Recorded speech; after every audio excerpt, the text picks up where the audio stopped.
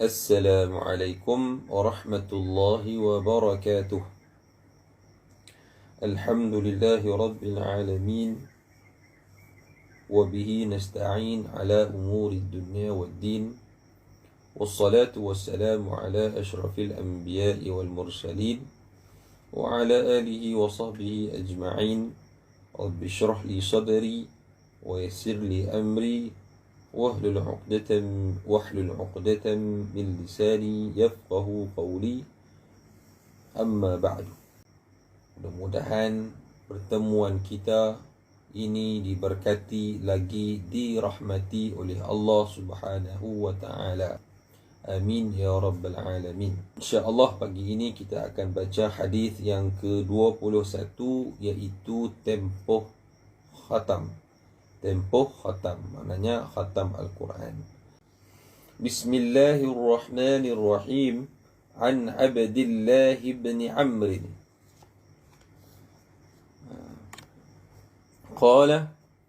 قال رسول الله صلى الله عليه وسلم اقرأ القرآن في شهر.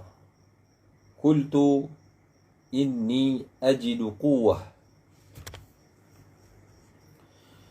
حتى قال فقرأه في 7 ولا تزد على ذلك. Terjemahan daripada Abdullah bin Amr radhiyallahu anhu, katanya Rasulullah sallallahu alaihi wasallam bersabda, bacalah Al-Quran itu dalam tempoh 1 bulan. Anjuran yang di sini disebut Rasulullah anjurkan kita baca Al-Quran dalam tempoh 1 bulan khatam. Aku bertanya, sesungguhnya aku lebih mampu dari itu. Maknanya Abdullah bin Amr, dia lebih mampu daripada itu. Maknanya kalau ikut Rasulullah anjurkan di sini 1 bulan, dia kata saya boleh lebih daripada itu. Mungkin boleh lebih 2 kali sebulan, 3 kali sebulan. Maknanya macam tu.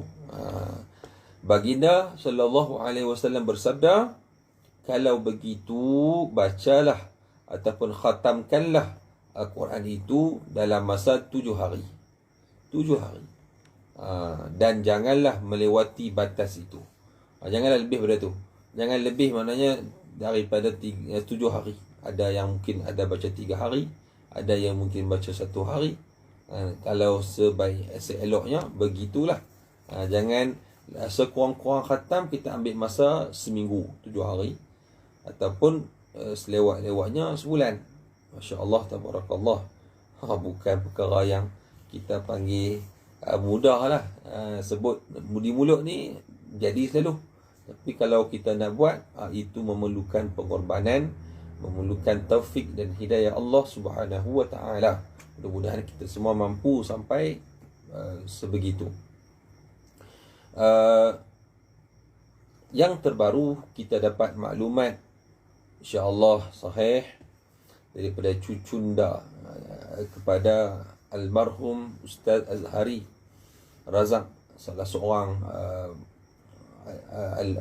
ulama Kedah satu masa yang dulu, ulama Kedah yang masyhur, menantu Pak Yahya Junid.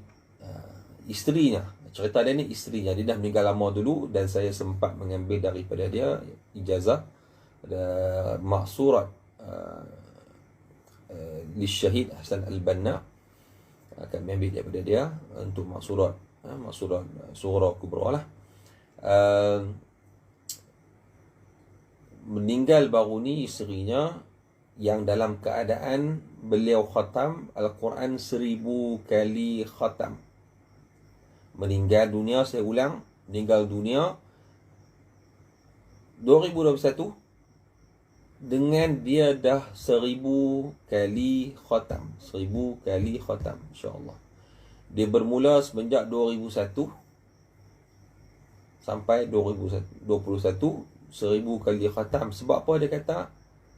Dia isteri kepada almarhum Ustaz Azhari Razak. Dia kata suami saya ni, lebih kurangnya atau kama qalat, suami saya ni seorang ulama, ilmu banyak, Jadi pahala datang ilmu tu pun dah tinggi, dah hebat. Tapi tang saya ni ilmu tak ada, ilmu tak banyak. Tak tahulah, orang ni tawaduk ni begitulah keadaan dia. Jadi dia memperbanyakkan bacaan Al-Quran dia. Target 1000 kali khatam. Jadi ceritanya, kita dalam hidup kita ini mesti ada target, mesti ada matlamat, mesti ada objektif, mesti ada target sasaran kita. Makna sebelum mati, apa yang kita nak kita nak capai. Sebab untuk apa? Untuk jadi bekalan untuk kita juga di akhirat nanti. Jadi Masya Allah Tabarakallah, 1000 kali dalam 20 tahun. Maknanya beliau khatam 50 kali setahun. 50 kali khatam. Makna kalau 50 kali bahagi pula dengan 12 bulan, maknanya dalam sebulan beliau khatam dalam 4 ataupun 5 kali khatam. Tu dia. Jadi cerita dia buat kira-kira seminggu khatam sekali. Maknanya sebulan boleh 4 ataupun 5. Satu hari kena baca 4-5 juzuk. 4 sehingga 5 juzuk. Alamak, saya baca lambat lah. Pasal apa baca lambat? Pasal kita jarang-jarang baca. Cuba kita selalu baca, tengok. Lama-lama dia akan jadi cepat. Lama-lama dia akan jadi, bukan dia jadi lancar lah. Jadi kalau kita baru nak mula baca, kokang lah. Terketak-ketak, tengok lambat baca, ulang balik, salah apa semua dan sebagainya. Tu kalau kita perasan, yang tak perasan tu pasal pula kan. Jadi ulang balik. Kadang kita duk fikir nak sebut macam mana, tapi kalau kita dah selalu baca, selalu khatam, duk ulang-ulang selalu, lidah kita ni jadi lancar membaca apa saja sebenarnya, bukan hanya Quran, semua benda lagu tu lah. Alah, bisa tegal biasa lagu tu lah dia punya pepatah ataupun perumpamaan dia kan. Satu hari baca 4 hingga 5 juzuk. Makna dalam satu juzuk 40 minit. Makna satu hari 3 ataupun 4 jam baca. Masya Allah. Ini perkara yang Masya Allah luar biasa. Baik. Itu dijadikan motivasi lah kepada kita. Jadi kita ni apa pula target kita sebelum mati? Boleh khatam banyak mana? Banyak mana? Berapa banyak? Banyak mana? Berapa banyak yang kita nak khatam Al-Quran? Para ulama dulu lebih daripada tu. Ada yang belah-belah ribu, ada yang ratus ribu duk khatam. Masya Allah. Kalau Imam Syafi'i kita biasa dengar kan, sehari beliau mengkhatamkan sekali. Dalam bulan Ramadan sehari 2 kali. Boleh bayangkan. Maknanya kalau Al-Imam Al-Syafi'i radhiyallahu anhu, setahun beliau mengkhatamkan 360 kali ataupun 365 kali, lebih kurang macam tu kan. 300 kali lah kita bagi pukul rata senang. Purata 300 kali setahun. Maknanya sehari sekali khatam. Boleh tak? Kita mungkin mustahil kerana di luar kemampuan kita. Yalah, macam kita kata tadi, yang saya kata tadi, kita baca pun lambat, duk tengok parti ni baca lagu mana kan, kena ulang balik. Ni tak kira nafas pendek lagi dan sebagainya kan. Baik, itu berdoalah. Kita berdoa semoga kita mendapat nikmat seperti mana nikmat orang-orang soleh yang sebelum kita. Baik. Biografi perawi, nama beliau ialah Abdullah bin Amr bin Al-As As-Sahmi. Allahu Akbar. Al-As As-Sahmi. Tertinggal huruf sini. Al-Sahmi. Al-Qurashi. Beliau berhijrah ke Madinah Al-Munawwarah selepas tahun ke-7 hijrah. Lepas tahun 7 hijrah baru hijrah. Lepas tahun ke-7 hijrah baru berhijrah ke Madinah. Lambat sikit lah kan. Sebelum Islam, ayandanya Amr bin As adalah salah seorang pemuka Quraisy. Dan setelah memeluk Islam, beliau menjadi seorang orang besar dalam kalangan kaum muslimin pula. Baik. khiyarukum fil jahiliyah ada hadis menyebutkan begitu, yang terpilih di antara kamu itu ialah orang yang berada di zaman jahiliyah. Waktu di Islam pun dia jadi orang yang hebat juga. Sayyiduna Abdullah radhiyallahu anhu sentiasa melazimi Rasulullah sallallahu alaihi wasallam, sekaligus membolehkannya meriwayatkan banyak hadis baginda Nabi sallallahu alaihi wasallam. Jadi bila dah berada di Madinah, beliau sentiasa melazimi baginda Nabi sallallahu alaihi wasallam. Bahkan beliau juga menulis hadis-hadis tersebut dalam lembaran-lembaran yang dinamakan sebagai As-Sahifah As-Sadiqah.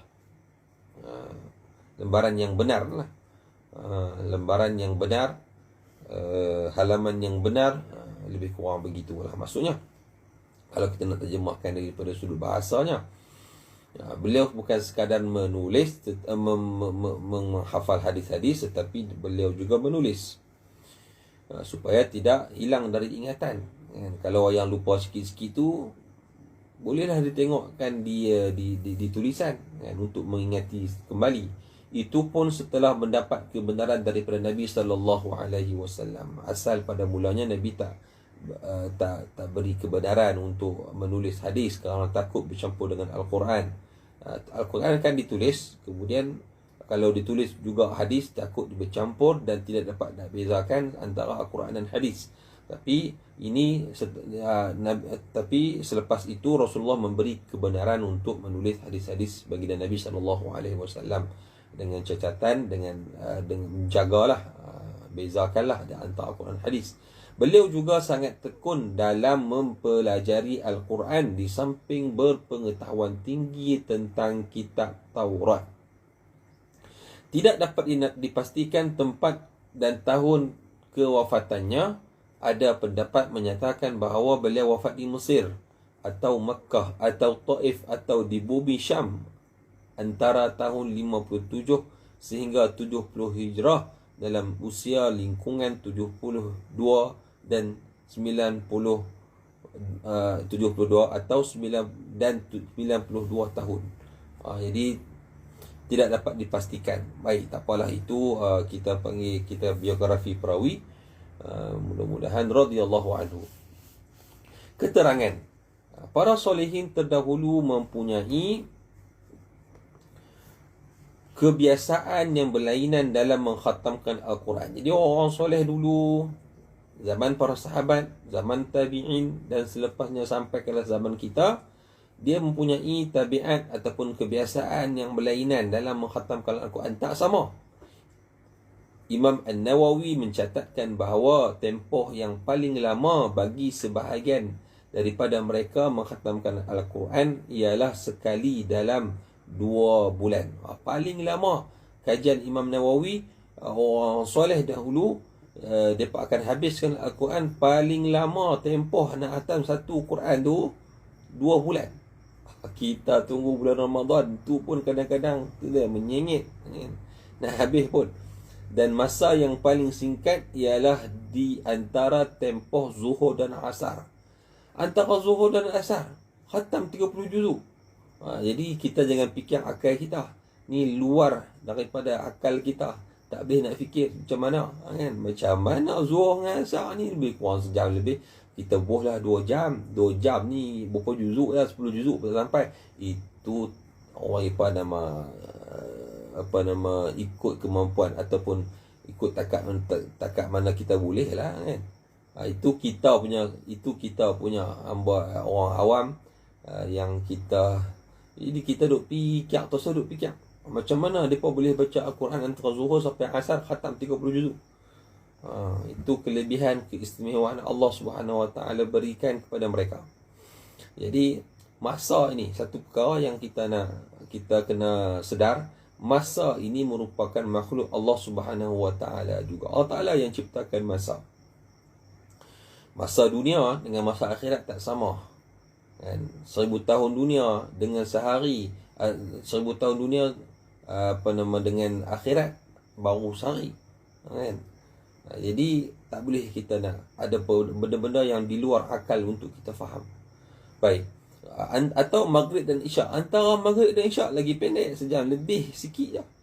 Habis satu khatam Al-Quran. Jadi di luar kemampuan kita, di luar akal kita. Nampak gayanya kan? Ramai juga dalam kalangan mereka yang mengkhatamkan Al-Quran dalam satu rakaat seperti mana yang dilakukan oleh Sayyiduna Uthman bin Affan, Tamim Ad-Dari, Sa'id bin Jubair. Ni tengok sahabat dan tabi'in, mereka polon suruh dengan Al-Quran. Tang khatam, tang baca Quran saja. Tengok satu rakaat, satu kali khatam. Itu tak kira dari sudut tadabbur, tu tak kira daripada sudut mengajak lagi dan sebagainya, kan. Hebat, kan. Supaya apa? Bukanlah kita nak bagi kita cerita yang begini, dan kita pun nukil daripada para ulama kita. Bukan kita nak bagi kita macam depa ni. Mungkin kita ni jangan sangat jauh dengan mereka ini, tetapi sekurang-kurangnya ia memberikan kepada kita motivasi, semangat untuk kita memberi komitmen yang lebih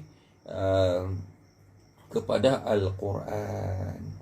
Daripada sini sekarang ni kita dah mula dah susun rancang bagaimana kita dengan Al-Quran.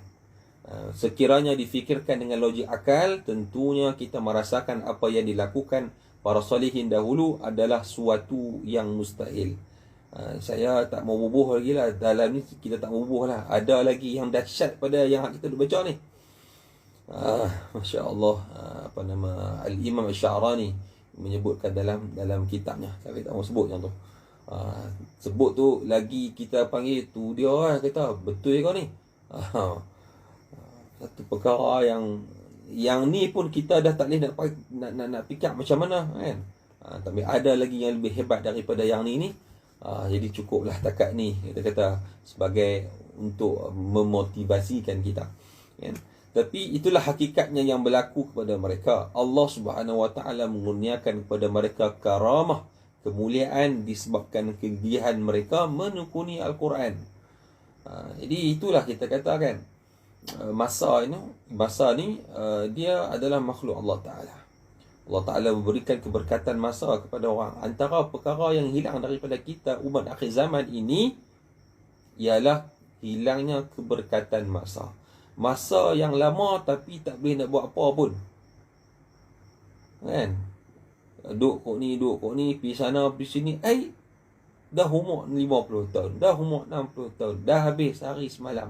Tapi bagi orang yang saleh, orang yang berkat masanya digunakan dengan sebaiknya.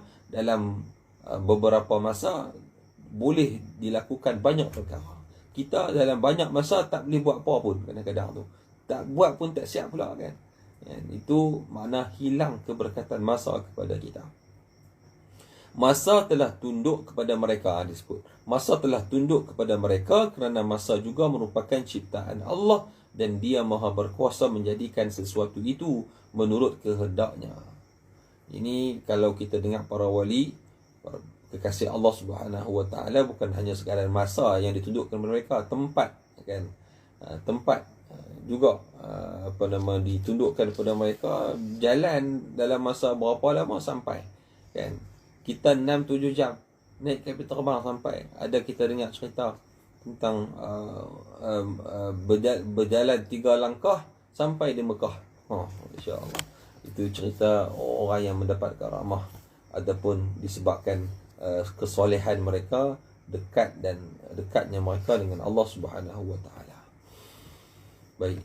Imam An-Nawawi telah merekodkan bahawa ramai para ulama terdahulu memakruhkan khatam Al-Quran dalam masa sehari. Makruh Quran khatam dalam masa sehari, semalam, dengan dalil daripada hadis yang sahih. Adapun di antaranya hadis yang kita baca inilah. Ada banyak hadis lagi berkenaan dengan ini. Tapi kita buat main satu hadis je lah. Baik. Untuk itu yang lain tu masuk dalam huraian lah. Baik, masuk dalam keterangan ataupun syarahnya. Adapun kesimpulan daripada hadis berkenaan ialah tempoh khatam Al-Quran adalah bergantung kepada seseorang individu itu sendiri. Tempoh bacaan Al-Quran bergantung pada individu itu sendiri.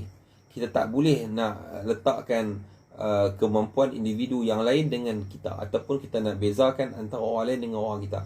Kita ni cerita kita je lah. Kita ni sibuk dengan diri kita je lah.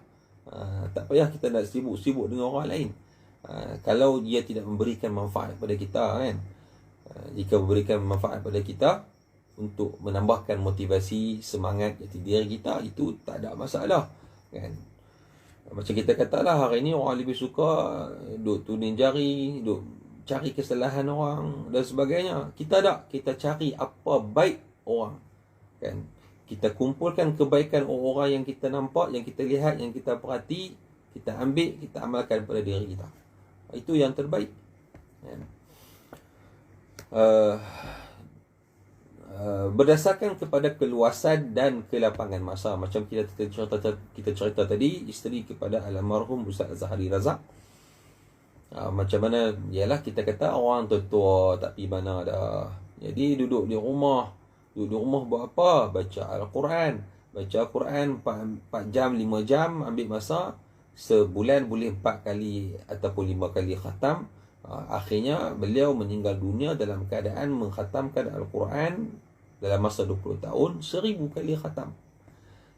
Kita berapa banyak yang kita duduk dengar orang waktu PKP ni, ala boringnya, bosannya, tak tahu nak buat apa, tak boleh nak pergi mana dan sebagainya. Gunakan ruang peluang yang ada. Sebelum ni duduk sibuk, kalau bukan waktu PKP, pergi sana, pergi sini kan. Lalu ni kita duduk rumah, ambillah peluang untuk kita membaca Al-Quran, memahami Al-Quran, kita mendengar kuliah-kuliah para asatizah kita dan sebagainya. Ambil peluang, ambil ruang kan. Dan peluang yang ada. Ini PKP ni kita positifkan dia menjadi ia sebagai satu ruang untuk kita menambahkan ilmu pengetahuan, menambahkan amal, menambahkan kita rasa kebesaran, menambahkan orang apa ni, rasa dalam diri kita besarnya maha suci Allah Subhanahu Wa Taala kan. Mendekatkan diri kita kepada Allah Subhanahu Wa Taala kan. Itu kebaikan PKP dengan syarat tidak terkeluar. Teringat kemarin semalam punya video ditunjukkan kepada saya, depa duk rumah bangsa. Kawan ni boring tak habis tahap kita panggil tahap gaban. Dia pergi duduk kat beranda dia tu, duduk kat serambi tu, kat tempat pidai kain tu. Jadi dia bentuk dia punya orang ipa kondominium kawan bangsa depa, jadi bentuk L ke untuk U ke macam mana orang tak tahulah. Jadi kawan ni pun dia menyalak macam anjing, kawan ni pun menyalak macam anjing. Habis lagu tu ya masa tak apalah. Kurang-kurangnya bolehlah kita kata panggil release tension. Tapi ceritanya langkah baiknya kalau kita release tension ataupun mengisi masa yang kita rasa bosan itu dengan perkara yang bermanfaat. Bolehlah kan? Mudah-mudahan tak ada lagi lah orang yang buat benda-benda yang menyebabkan besok ni di akhir nanti dia rugi. Baik, mana dia sebut tadi ni, dengan syarat tidak terkeluar daripada had bacaan yang membawa kepada perasaan jemu dan bosan. Hadis berkenaan ini nanti kita akan baca hadis yang seterusnya insya-Allah.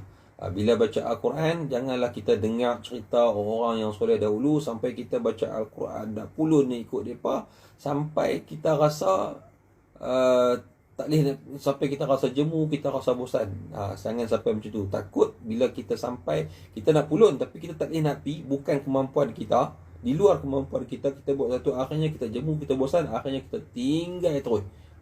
Jangan sampai begitu. Nanti akan kita bicarakan dalam hadis yang seterusnya insya-Allah. Jika ditekuni hadis di atas, pada awalnya Rasulullah SAW menyarankan Abdullah bin Amr radhiyallahu anhuma supaya mengkhatamkan Al-Quran dalam tempoh sebulan sekali. Namun beliau menyatakan bahawa beliau mampu mengkhatamkan Al-Quran kurang dari sebulan. Maka berdasarkan kemampuan dan kesanggupan itu, Nabi SAW mengizinkan beliau mengkhatamkan Al-Quran menurut kemampuannya, dengan syarat usahlah dikurangi dalam tempoh kurang dari 7 hari. jangan tempoh 7 hari. Tapi ada juga lagu mana cerita. Jadi hadis ini macam kita sebut tadi, berdasarkan kemampuan seseorang. Itulah kan. Terdapat dalam riwayat lain yang saya teringat baru guru kita lah, apa namanya, tuan guru Syekh Pak Subik yang biasa dengar, beliau semasa muda, semasa sebelum ni lah, ni tak tahulah dalam keadaan uzur begini lah ni wallahu alam bisawab. Beliau dipanjangkan umur hampir 100 tahun. Disebutkan kepada saya, kepada kawan-kawan, beliau setiap 3 hari khatamkan 1 kali khatam Al-Quran. Masih hidup, tiap 3 hari 1 kali khatam. Maknanya dah berapa banyak beliau khatam. Dengan umurnya 90 tahun lebih, hampir 100 tahun, ini agak-agak berapa banyak. Biasanya kalau saya sampai waktu pagi, dalam pukul 9 pagi, macam tu di rumah beliau dulu ni, beliau tengah membaca Quran. Sampai dia pun tutup, dia pun dengarlah apa benda isi perbincangan pada pagi ni, apa benda yang saya nak bawa, apa tajuk yang saya nak cerita, nak beliau kongsikan. Masya-Allah, itu punya hebat. 3 hari 3 hari sekali yang tu. Dia pernah sebut pada saya macam mana ada yang kita panggil, kalau kita belajar dalam ilmu pendidikan, dia ada nama qiraah samitah. Kalau kita baca Quran dengan bersuara Bismillahirrahmanirrahim, dia akan ambil masa lebih daripada kita baca qiraah samitah macam kita baca novel. Tak ada orang baca novel derah-derah kan. Adalah skala dia baca derah, ikut dia lah. Tapi biasanya orang baca pelan, macam kita kata macam ni, diam ya, mata saja baca. Jadi kita fokus, mata tengok, baca, itulah. Itu lagi cepat. Baca Quran macam tu, boleh nak buat. Tapi ada para ulama menyebutkan bahawa tak kira bacaan yang tu, bacaan tu mesti dilafazkan. Apapun, insya-Allah dapat pahala juga kan. Walaupun kita baca sesiam tu, laqad ja'akum, kita pejam mata, kita baca di hati lah kan. Itu salah satu. Ataupun dia macam orang panggil flash kamera. Jadi cepat sungguh baca macam tu. Dikira baca juga, tapi baca bukan tahap kita. Bukan tahap kita baca macam kita dah baca ni lah.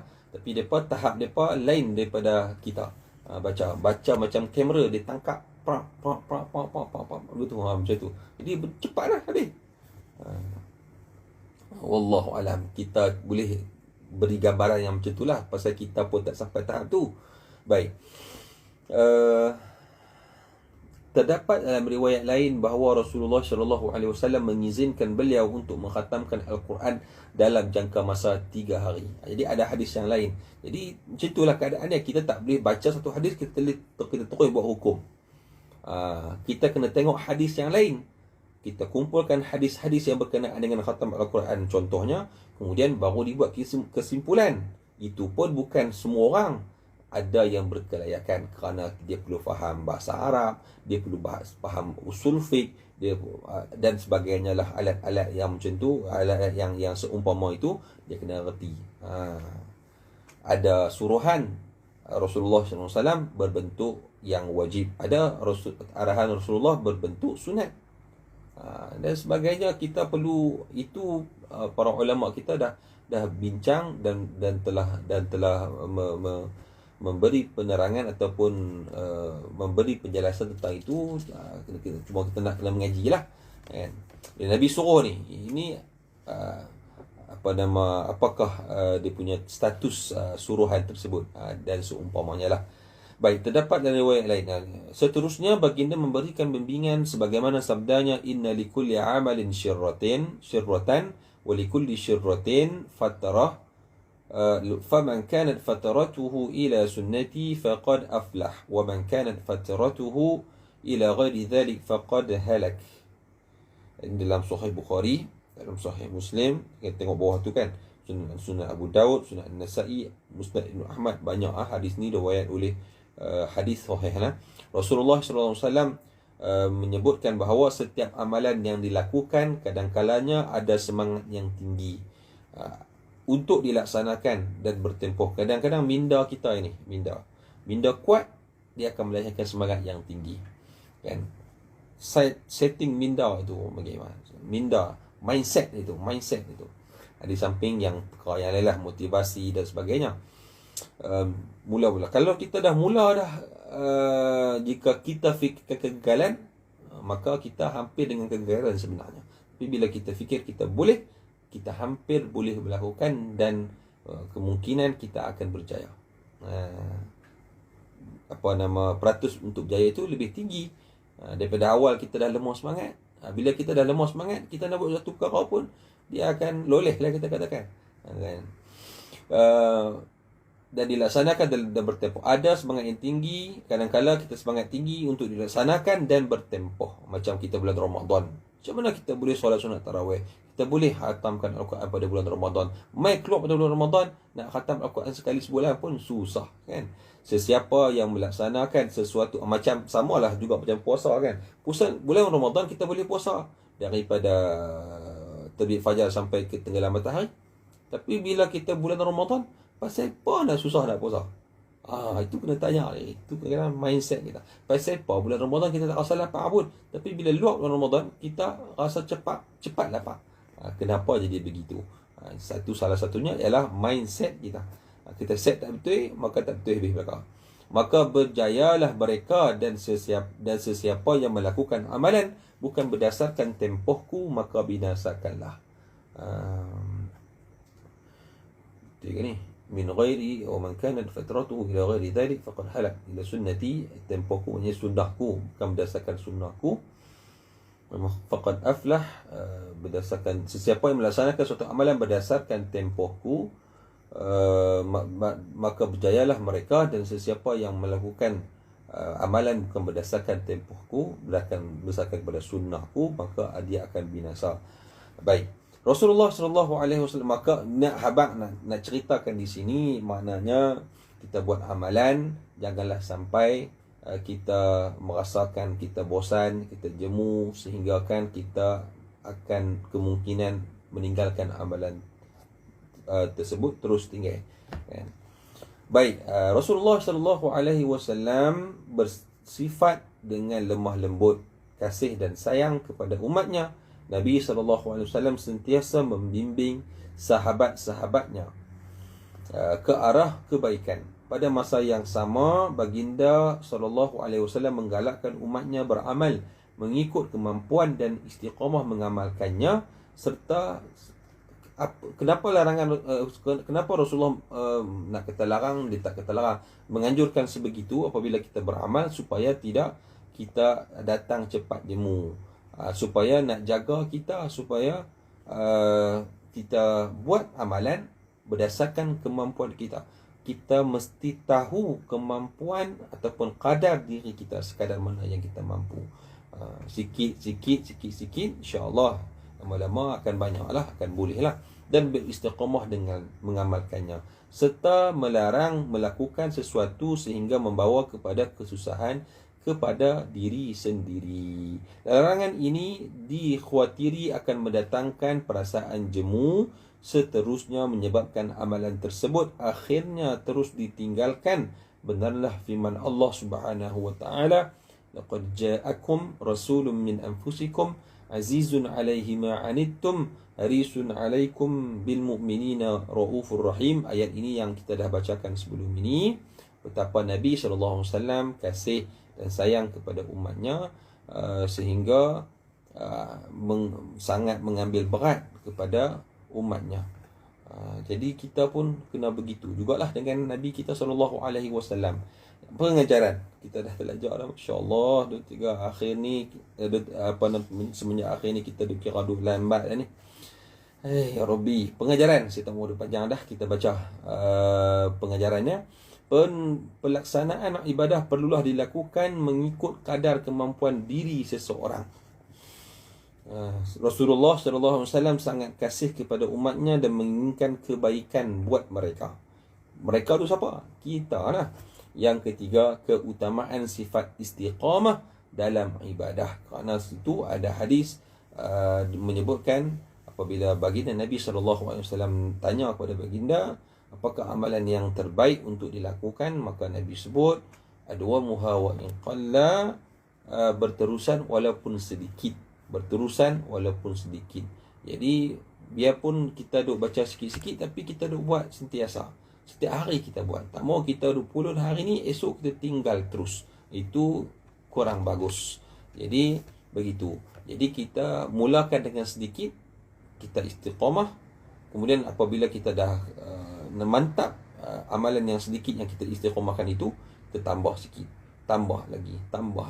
Itu cara untuk kita beramal supaya tidak mendatangkan jemu, supaya tidak datang perkara benda-benda yang lain. Ialah apabila kita dah beramal ni, kena ingat satu hal lagi, akan datang ujian dan cabaran untuk menguji sebenarnya sekadar mana kekuatan, ketinggian semangat himmah kita untuk kita beramal.